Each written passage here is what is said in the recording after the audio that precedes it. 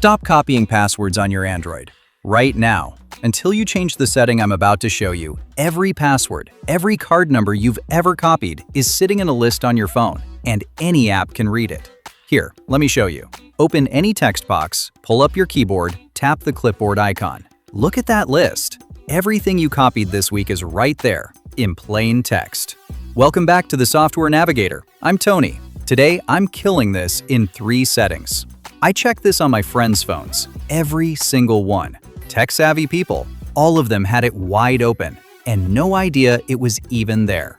First, clear the evidence. On that clipboard list you just opened, tap and hold any item, then hit Delete All.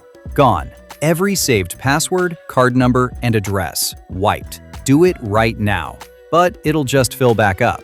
So fix the source. Go to Settings, tap General Management, tap Keyboard Settings. Scroll down and turn off clipboard saving. Now the keyboard stops hoarding everything you copy. One toggle. The log stays empty.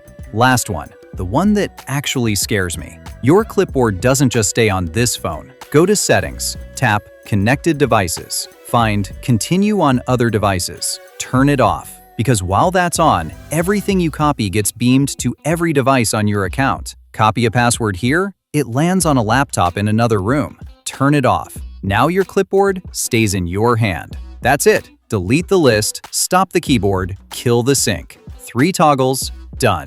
Drop a comment. How many saved passwords did you just find sitting in that list? I want to know. And here's the thing. Locking your clipboard means nothing the second you join public Wi-Fi. Before you connect to one more coffee shop network, there are 3 Android settings you have to change first. Click the video on your screen right now. I'll see you in that video.